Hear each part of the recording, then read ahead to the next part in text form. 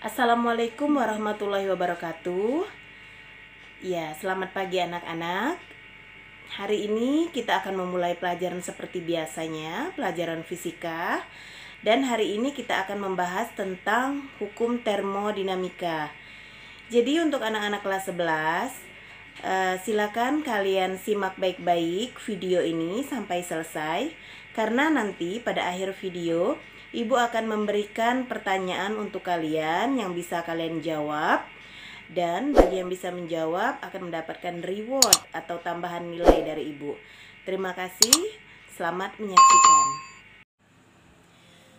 Baiklah anak-anak kelas 11, seperti yang Ibu bilang tadi, materi kita tentang hukum konsep termodinamika akan kita bahas lebih lanjut pada bab ini. Harap disimak dengan baik karena pada akhir video nanti akan diberikan pertanyaan untuk kalian. Baiklah, sebelum memulai pelajaran, ada baiknya kita mengetahui standar kompetensi apa yang akan kita terapkan pada konsep termodinamika dalam mesin kalor. Sedangkan kompetensi dasarnya adalah menganalisis perubahan keadaan gas ideal dengan menerapkan hukum termodinamika.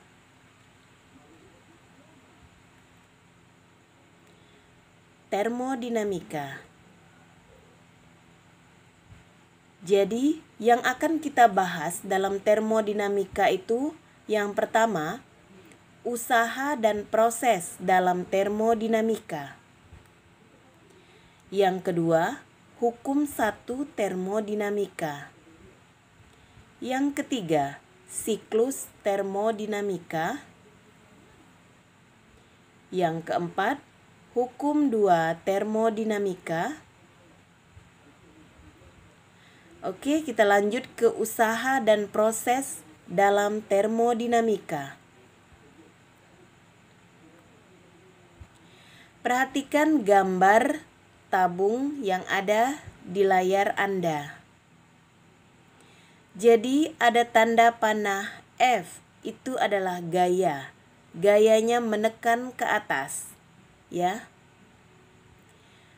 Maka dW sama dengan F dx sama dengan PAdx sama dengan PdV. Untuk proses V1 ke V2, maka usaha yang dilakukan oleh gas pada lingkungan adalah W sama dengan integral V2 di atas dan V1 di bawah PdV. Ya, amati lagi. Sekarang kita masuk ke gambar berikutnya. Di sini ada grafik. Jadi ada grafik V1 dan V2. Ya. Nah, di grafik tersebut, grafik pertama itu menunjukkan ada W sama dengan luas area. Jadi, karena V1 lebih tinggi dari V2, maka W-nya lebih besar daripada 0. Ya. Kemudian, grafik kedua sama-sama V1 dan V2, namun V2-nya pada awal jadi lebih tinggi daripada V1. Maka W sama dengan luas area, W itu lebih kecil dari 0. Nah, P positif, maka W positif. Jadi sistem melakukan usaha terhadap lingkungan. Bila gas memuai, V2 itu lebih besar dari V1 atau arah lintasan prosesnya ke kanan. Sedangkan P negatif, maka W juga negatif. Jadi, sistem itu menerima usaha dari lingkungan. Nah, bila gas memuai, V2 lebih kecil dari V1 atau arah lintasan prosesnya ke kiri.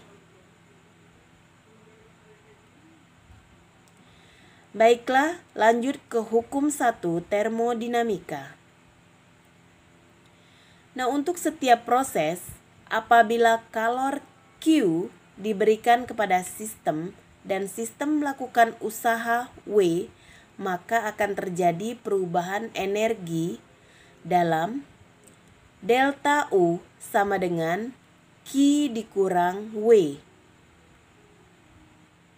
Nah, lihat gambar. Sistem ada di tengah, ya.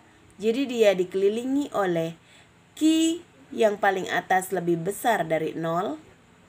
Kemudian yang di samping kiri, Q lebih kecil dari 0. Gayanya keluar. Kemudian W lebih kecil dari 0, maka akan masuk ke sistem. Lalu W lebih besar dari 0, dia akan keluar dari sistem lingkungan. Perjanjian tanda untuk W dan Q. Ya, jadi delta U sama dengan Q dikurang W. Nah, yang pertama, perjanjian tadi, W positif adalah sistem melakukan usaha terhadap lingkungan. Yang kedua, W negatif, sistem menerima usaha dari lingkungan. Lalu ada Q positif, berarti sistem menerima kalor dari lingkungan. Kemudian yang keempat ada Q negatif, itu artinya sistem melepas kalor pada lingkungan. Oke, kita lanjut ke siklus termodinamika. Kalian lihat grafik yang ada di layar. Oke, yang kedap-kedip itu, ya, itu yang sudah diarsir adalah W. Oke, ada P1 dan P2, V1 dan V2, di mana letak grafiknya seperti itu. Jadi A dikurang B itu adalah proses isotermal. Ya, jika A dikurang B itu adalah proses isotermal. Jika B dikurang C, maka itu adalah proses isobarik. Ya. B ke C, proses isobarik. Nah, kalau C ke A, itu adalah proses isohorik. Jadi C ke A adalah proses isohorik. Nah, maka usaha W yang dilakukan oleh sistem untuk satu siklus sama dengan luas daerah yang diarsir pada diagram PV.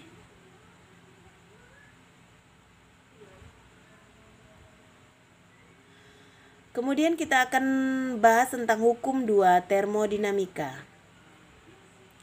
Nah, jadi bunyinya, kalor mengalir secara spontan dari benda bersuhu tinggi ke benda bersuhu rendah dan tidak mengalir secara spontan ke dalam arah kebalikannya. Jadi tidak mungkin membuat suatu mesin kalor yang bekerja dalam suatu siklus yang semata-mata menyerap kalor dari sebuah reservoir dan mengubah seluruhnya menjadi usaha luar. Nah, total entropi semata tidak berubah ketika proses reversible terjadi dan bertambah ketika proses irreversible. Ya, kita lanjut ke pengertian entropi. Yang pertama, besaran termodinamika yang menyertai besaran setiap keadaan dari keadaan awal sampai keadaan akhir sistem. Kemudian menyatakan ukuran ketidakteraturan suatu sistem.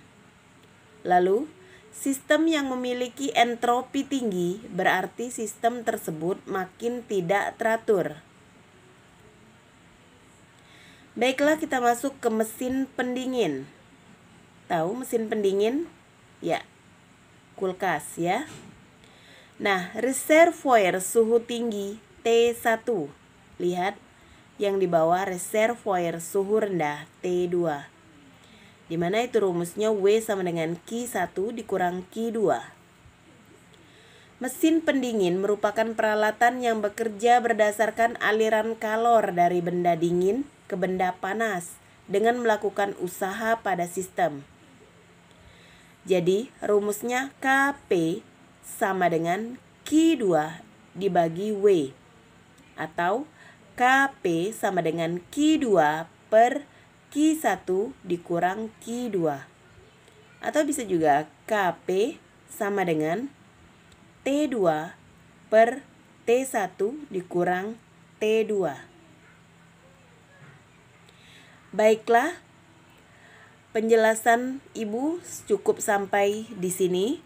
Dan selanjutnya akan Ibu berikan tugas, di mana tugas tersebut kalian buat di buku catatan lalu kalian kirim melalui Japri itu sebagai tambahan nilai untuk kalian. Coba kalian cari apa rumus dari usaha pada proses isobarik, usaha pada proses isokorik, dan usaha pada proses adiabatik. Jadi ada 3 pertanyaan untuk kalian dan silakan kalian jawab. Ibu tunggu melalui WA Japri ke Ibu ya. Dan jangan lupa channel ini harus kalian subscribe, kalian like dan berikan komentar berupa nama, kelas, dan jika ada pertanyaan silakan ajukan di kolom komentar, nanti akan Ibu jawab. Terima kasih. Wassalamualaikum warahmatullahi wabarakatuh.